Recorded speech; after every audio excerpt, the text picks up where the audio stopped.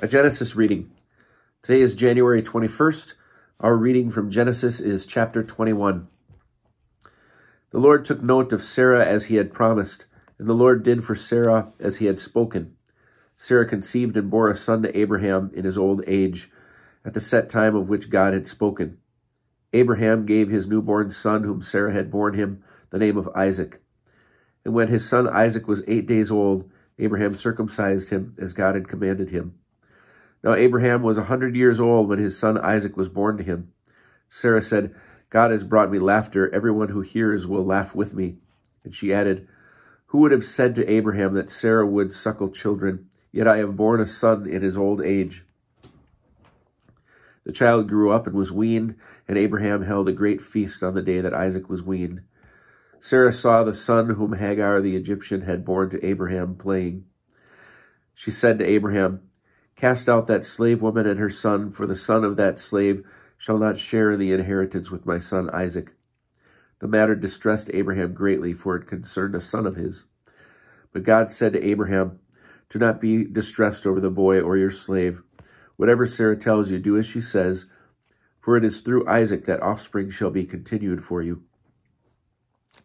As for the son of the slave woman, I will make a nation of him too, for he is your seed.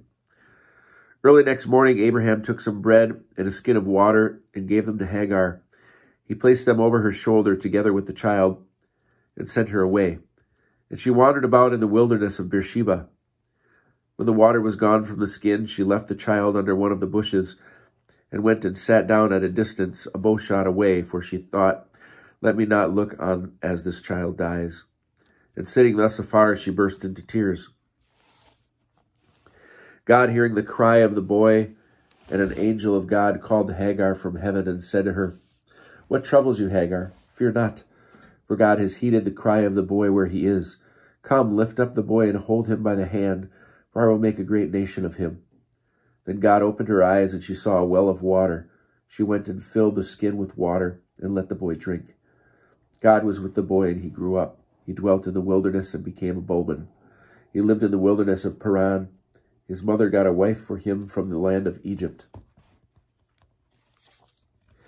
At that time, Abimelech and Phicol, chief of his troops, said to Abraham, God is with you in everything that you do. Therefore swear to me here by God that you will not deal falsely with me or with my kith and kin, but will deal with me and with land in which you have sojourned as loyally as I have dealt with you.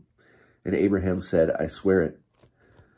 Then Abraham reproached Abimelech for the well of water which the servants of Abimelech had seized. But Abimelech said, I do not know who did this. You did not tell me, nor have I heard of it until today. Abraham took sheep and oxen and gave them to Abimelech, and two of them made a pact.